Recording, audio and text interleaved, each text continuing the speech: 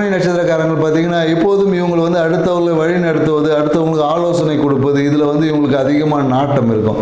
குறிப்பாக என்னென்னாக்கா இவங்களோட ஒரு நட்பு ஓட்டமே பார்த்தீங்கன்னா எப்பொழுதும் ஒரு ஷஃபலிங் மாறிக்கொண்டே இருக்கும். இவங்களுக்குன்னு ஒரு ஸ்டாண்டர்டு ஒரு நண்பர்கள் என்பது இருக்காது. புதிய புதிய நட்பு ஓட்டங்களை உருவாக்கி கொண்டே இருப்பார்கள். ஏன்னா என்னென்னாக்கா இவங்க அந்த விஷயத்துக்கு இவங்களோட தேவைக்காகவே பெரும்பாலும் எல்லாரோட பழகுவாங்க. அது இவங்களுடைய கேரக்டரைசேஷன் அப்படி. சரிங்களா? இவங்களை குறை சொல்லி ஒன்றும் இல்லை. ஏன்னா இவங்களோட இலக்கை நோக்கி பயணிப்பாங்க. ஏதாவது ஒரு விஷயத்தை தீர்மானிச்சுன்னா அதுக்காக இறங்கி வேலை செய்வாங்க. அப்போ இறங்கி வேலை செய்யும்போது நட்பு வட்டங்கள் மாறிக்கொண்டே இருக்கு. இவங்க கூட பழகிறவங்க பார்த்தீங்கன்னா பழக்க வழக்கங்களும் மாறிக்கொண்டே இருக்க, நபர்களும் மாறிக்கொண்டே இருப்பாங்க. இவங்க வாழ்க்கையில் இந்த மாதம் பார்த்தீங்கன்னா மிகுந்த சிறப்பான மாதமாக இருக்கும். மேலும் ஏதோ ஒரு விதத்தில் ஒரு சிறிய கடனும் ஏற்படும்.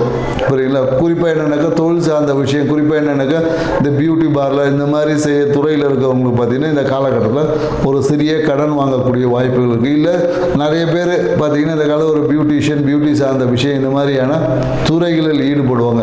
குறிப்பாக இவங்க வந்து இந்த எந்த காலகட்டத்தில் கவனமாக இருக்கிறாங்கன்னா சந்திர பகவான் கும்பராசியிலும் மீன ராசியிலும் பயணிக்கக்கூடிய காலங்களில் கொஞ்சம் கவனமாக இருக்கணும். அந்த காலகட்டத்தில் எந்த ஒரு முயற்சிகளும் ஈடுபடாது. ஏதாவது ஒரு முயற்சிகளில் ஈடுபட்டாங்கன்னா அது பார்த்திங்கன்னா பிரச்சனைக்குரியதாக மாறும். பெரும்பாலும் அந்த முயற்சிகள் எதுவும் சக்ஸஸ் ஆகாது. அதாவது சந்திர பகவான் கும்பராசியிலும் மீன ராசியிலும் போகும்போது இந்த மாதம் எந்த முடிவுகளும் எடுக்காமல் இருந்தாங்கன்னா இவங்க வாழ்க்கை சிறப்பாக இருக்கும்.